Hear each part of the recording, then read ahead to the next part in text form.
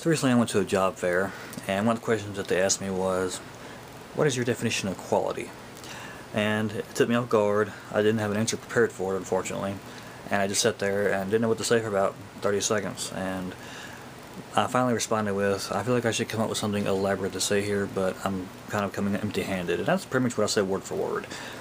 That actually is what I said word for word from what I can remember. But and I went, oh, that's okay, which I was sitting there thinking, yeah, it's probably not really okay that I couldn't answer that.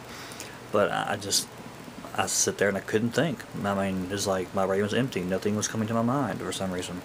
And it's not like I could say, hold on, let me pull out the dictionary and look up this definition for you so that I can give you a copy and paste definition of what this word. No, I couldn't do that. Come on, seriously. I did look up the. I did look up the. I can't talk. I really just can't talk right now. I did look up the definition in the dictionary later on. I think it basically gave me the definition of to strive for excellence, which, I mean, most of us know. Most of us can look at something and say that's a quality product, but when asked to give my own definition of it, I came up blank. I couldn't do it for some reason. My brain quit buffering information to myself, and my brain quit buffering information to my output. So that was fun. But how would you have answered that? If now that I'm putting you on the spot, how would you have answered that question without looking anything up? Would it have taken you? Would there have been a delay in your response for you to try to sit around and think up of an answer?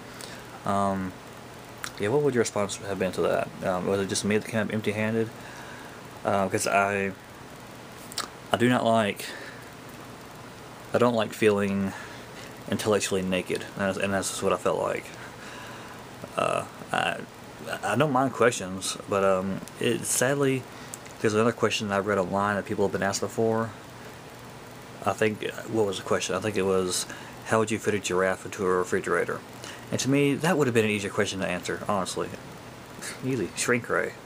That's my answer anyway. Clay said his answer would have been a chainsaw, but I don't like to think of, I don't want to go all Dexter on the giraffes, I kind of want to keep them alive, preferably. But, how would you respond to that? Am I the only one who was just kind of at a loss for words? You can also feel free to leave me any of your own interview situations, because I'm not done with the interviews yet. I'm still got something to go. Hopefully, we'll see where that goes.